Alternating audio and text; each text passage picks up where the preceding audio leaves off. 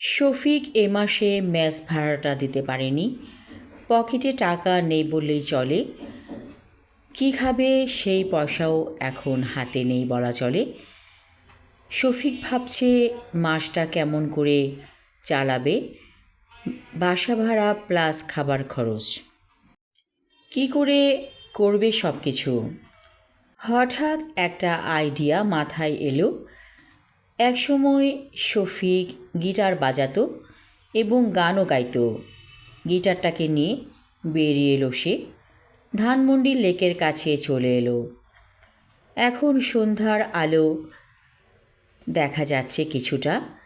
সব কিছু কেমন যেন অপূর্ব সুন্দর। সূর্য ডুবে গেছে অনেকক্ষণ। শফিক এক জায়গায় বসে গিটার বাজাতে লাগলো আর গান গাইতে লাগলো। মানুষজন মুগ্ধ হয়ে শুনছে গান।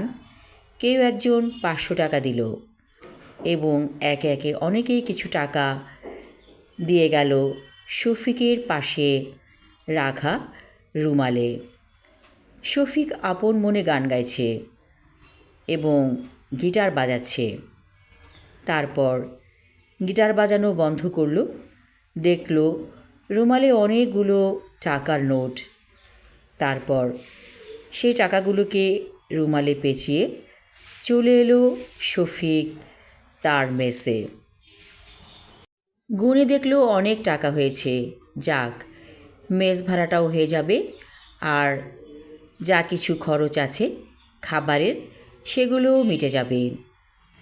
শফিক খুশি মনে কিছু টাকা নিয়ে বের হলো আর বাকি টাকা সে তার টেবিলের কাছে যে ড্রয়ারটা আছে সেই ড্রয়ারে রেখে দিল। হোটেলে এসে মোরগ পোলাওয়ের অর্ডার করলো শফিক। অনেক দিন মোরগ পোলাও সে খায় না।